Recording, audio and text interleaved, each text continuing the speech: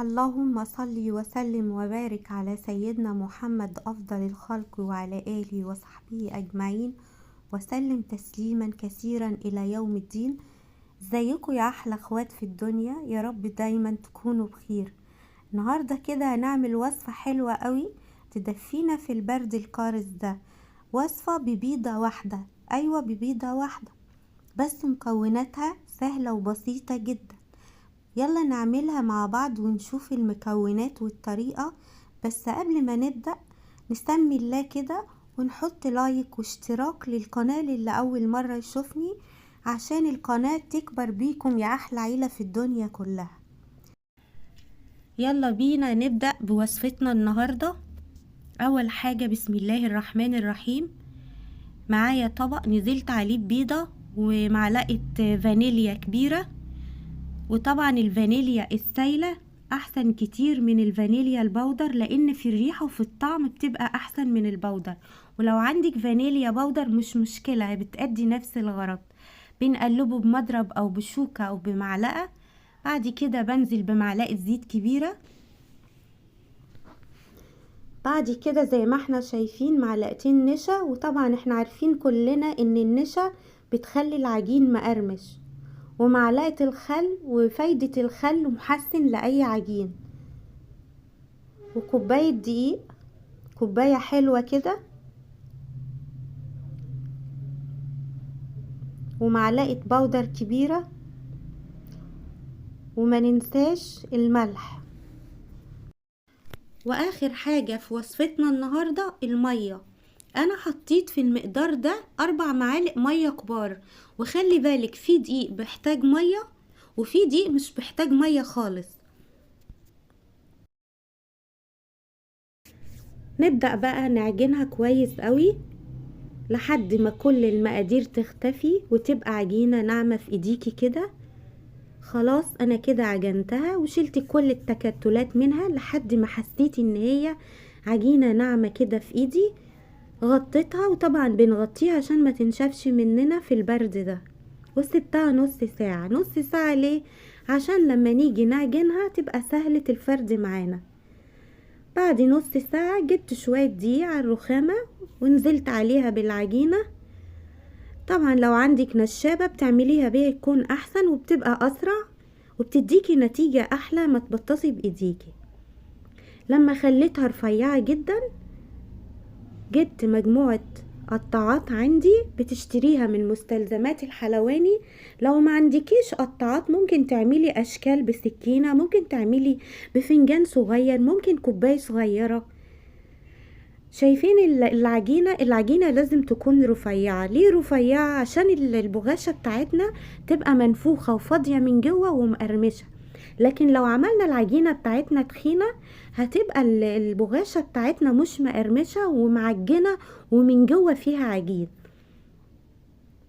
انا كده بقطع بكل الاشكال اللي عندي بالشكل اللي احنا شايفينه ده. بجيب طاسة على النار بحط فيها زيت، والنار تكون وسط ما تكونش هادية. انا لا عايزة احرقها ولا عايزة اخليها ما تتنفخش. ليه بقى؟ لان انا لو عملت النار وسط مجرد ما احط البغاشة زي ما احنا شايفين بالشكل ده بتبدأ تتنفخ بسرعة. لكن لو عملتي نار هادية البغاشة هتاخد وقت عما تتنفخ، وفي الحالة دي ممكن تاخد لون بسرعة وما تستويش منك. ولو عملتي نار عالية هتستوي منك، تتحرق منك بسرعة، وفي نفس الوقت هتبقى عجينة. يبقى النار الوسط احسن ليها. انا نزلت بالبغاشة اللي عندي بالاشكال اللي احنا شايفينها دي، وطبعا ما شاء الله العجينة بتاعتي بدأت تتنفخ وبدأت تاخد اللون الذهبي. انا عايزاها اللون ده. مجرد ما الاقي الطبقة اللي تحت اخدت اللون الذهبي ببدأ اقلبها. بنقلبها كلها كده عشان عايزاها كلها لون واحد. ما مش يعني ما تقلبيش شوية وتسيبي شوية، لا، لان انا عايزة اللون الذهبي ده. يلا حبايبي، لايك واشتراك وتعليق حلو كده زي قلوبكم الجميلة.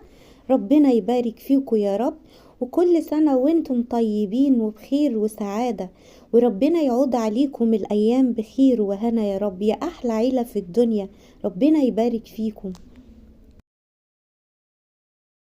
كده خلصت الكمية الاولانية، طبعا ما حطيتهاش في المحلول، اخدتها وصفيتها. هي اصلا البغاشة يعني الميزة فيها ان هي مش بتشرب زيت، ده اولا.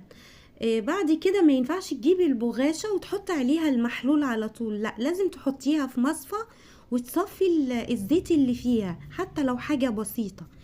بعد كده نزلت بالكمية التانية الموجودة عندي.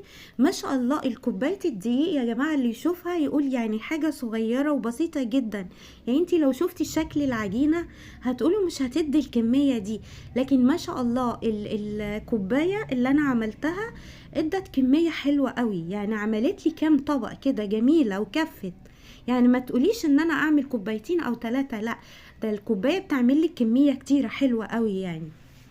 وزي ما احنا شايفين نزلت بالكمية اللي عندي على الزيت بالشكل اللي احنا شايفينه ده، ومجرد ما بنزل بتتنفخ منك، لان اولا انت سبتيها شوية لما ارتاحت بعد العجن، ثانيا الزيت بتاعنا على نار وسط.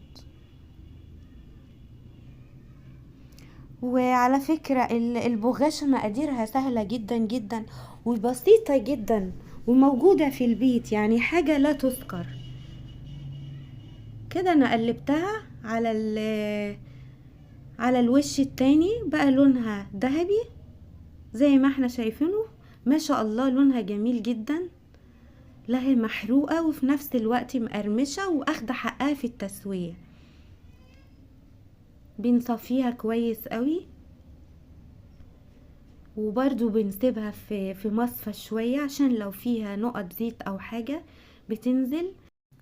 وممكن تزودي الكمية براحتك، وممكن تبدلي معلقة الزيت معلقة قشطة او معلقة سمن بلدي.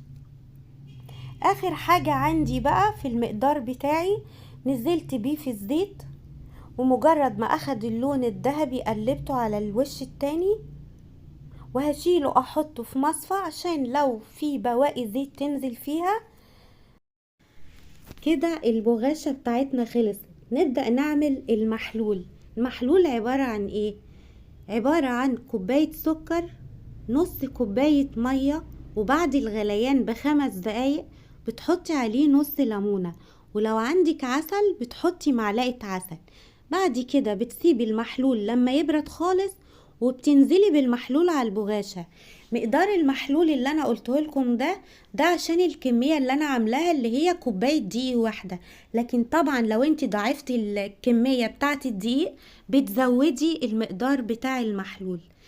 انا هنا نزلت بمعلقة كام معلقة عسل ابيض على طبق. الكمية دي عملت لي 3 اطباق. الطبق التاني اللي احنا شايفينه ده نزلت عليه بصوص الكراميل. كتري كده صوص الكراميل اللي بيبقى حلو قوي طعمه جميل. هنا الشوكولاتة طبعا احنا شايفينها جامدة قوي مش بتنزل لان الجو برد قوي، انا دفتها. وبعد كده نزلت على الطبق التالت.